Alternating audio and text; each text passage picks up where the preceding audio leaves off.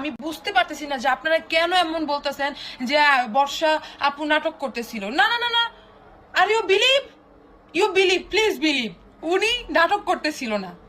আপু সত্যি সত্যি সুইসাইড করতে যাচ্ছিল, উনি সুইসাইডই করতো। মাঝপথে আপুর ঘুম এসে পড়েছে। আপুর কি এসে পড়েছে? ঘুম এসে পড়েছে। এর জন্য আপু করতে পারে নাই, বুঝছেন? এটাই বাস্তব, আপু করতে পারে নাই। নয়তো যেই আপু আমাদের বিয়েতে এক্সপার্ট হয়ে গেছে, মানে বুঝতে পারছিলেন যে বিয়ে করতে করতে মাশাআল্লাহ এখন বাংলাদেশে বিয়েতে এক্সপার্ট একজন, উনি পাঁচটা বিয়ে করতে পারছে, কি একটা এক্সপেরিয়েন্স ওনার। উনি পারবেন একটা সুইসাইড করতে? এর আগে উনি আরো 3বার সুইসাইড অ্যাটেম্প করতে যায়, মানে করতে চাইছিল, মানে এও হয়তো এইভাবেই হয়তো পারে নাই আর কি। কিন্তু আর ইউ বিলিভ প্লিজ বিলিভ।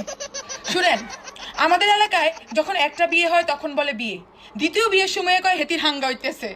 ঠিক আছে, এই আমি কিছু করার নাই ভাই, আমাদের এলাকায় এটাকে এভাবেই বলে, দ্বিতীয় বিয়ে হইলে বেরিয়ে হেতের কয় হেতির হাঙ্গা। কিন্তু আপু এখানে পাঁচটা বিয়ে করে ফেলেছে। আমি এখন বলতে চাই যে হ্যাঁ, আপুর অনেকগুলো হাঙ্গা হয়েছে। বর্ষা আপু যদি পারে তাহলে বাংলাদেশের সব নারী পারবে, বুঝেছেন? উনি সেদিনও টক শোতে গিয়ে বলেছে আমি বর্ষা যদি পারি তাহলে বাংলাদেশের সব মেয়েরা পারবে। তো আমি এটাই বলতে চাই, উনি সুইসাইডে অ্যাটেম্প করার চেষ্টা করেছে, ওটা তো আমরা সবাই পারবো, সবাই। আর আপুকে পঞ্চমবারের মতো বিয়ে হাঙ্গার কংগ্রেস